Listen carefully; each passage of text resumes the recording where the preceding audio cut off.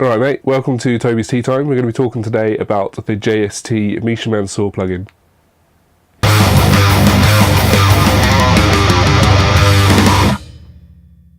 So I've got here some DI tracks that I've recorded through my interface, which is a Focusrite Saffire Pro 40.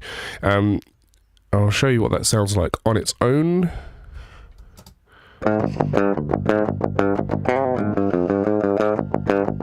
Pretty much what you expect it to sound like.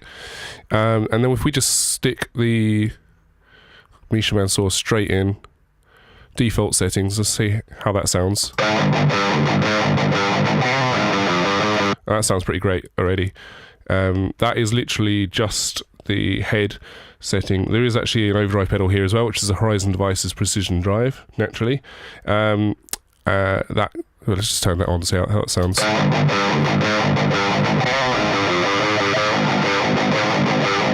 That tightens things up nicely. You've got the gate on there running as well, which is good. Let's run through, I'll just turn that back off, run through what the settings on the amp are. I'm just going to leave the iTrack looping while I run through them. So the first off, you've got three different tones. You've got clean, crunch and lead. So clean sounds like this. Not really the right kind of tone for this kind of riff.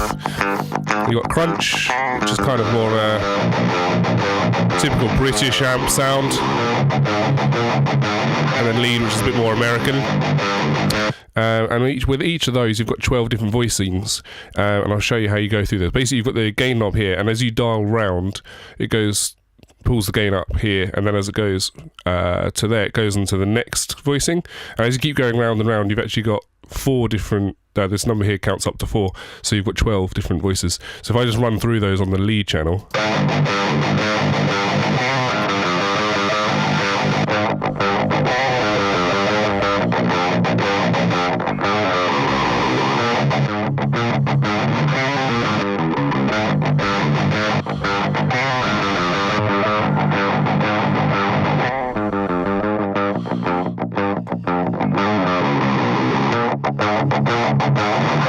The background to 1 again. That's pretty cool.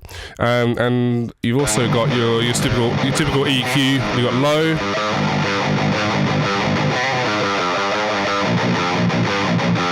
Got mid.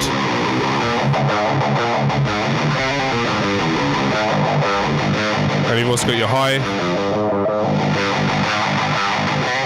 I find these to be a little bit more extreme than you'd normally find on an analog amp. They're kind of like these go up to 11, maybe even 15, I don't know. And then you've also got your character here as well. So you've got tight, saturation, and per. I'd be lying if I could tell you exactly what each of those does, but you can hear it when you change it. So.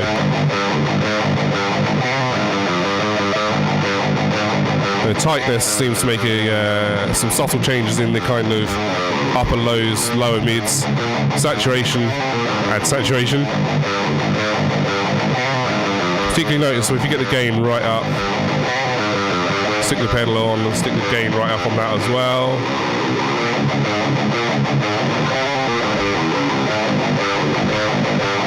It gets pretty extreme. I find it mostly makes a noticeable difference on the palm muted notes. I think you'll notice it more on palm muted notes that kind of ring out, which is quite popular in sort of djenty stuff. We've also got your top end adjustments here, presence and range. They're quite good actually. If you hear, brings in a lot more high end, and then the range kind of makes it more specific which part of the top end you are increasing. So, and then we've also got harmonics, which adds some additional harmonics into the sound. Funnily enough.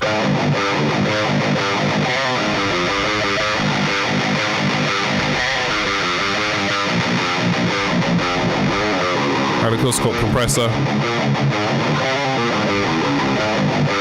Quite simplistic, which is quite nice. I like simplistic.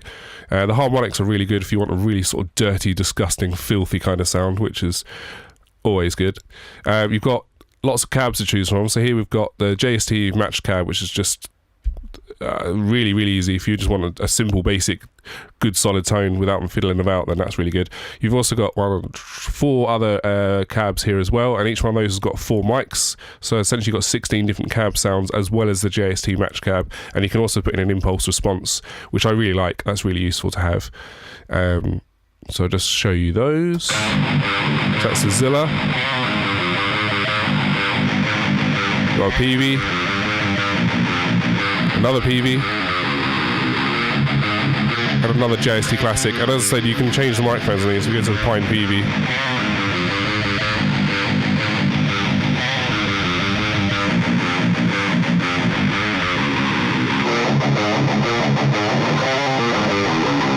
So that's all pretty cool.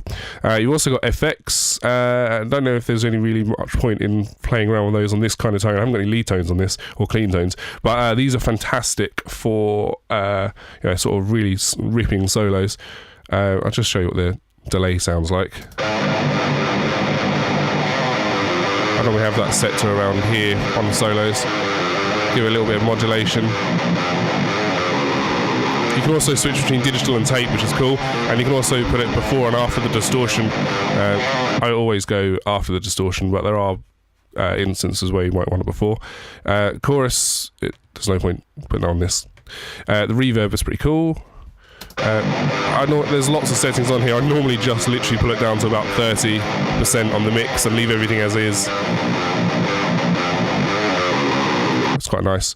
You've also got EQ, which again I don't really play with. I normally, if I'm going to EQ, I want to EQ the bus rather than EQing each individual track. And then also got the compressor. Again, I don't really touch that, but it is really good compressor, particularly good on your clean tones. So let me just see if I can get the tone I'm after with this particular track.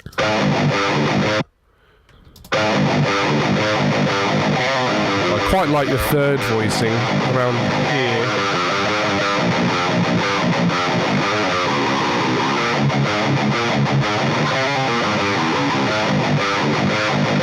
No, I don't cut that much mids. I think we go to about there. It's quite good.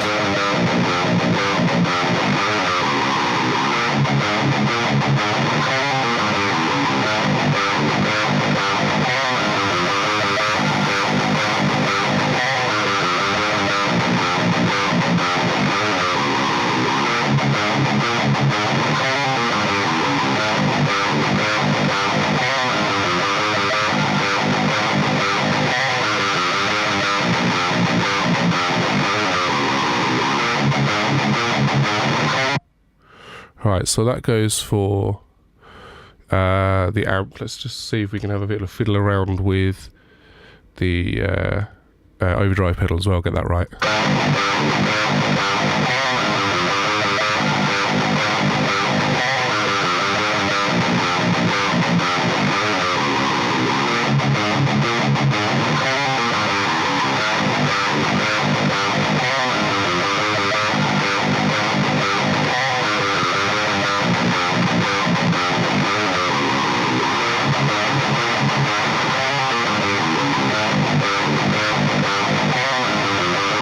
Yep, I'm happy with that. Let's hear how that sounds in a mix.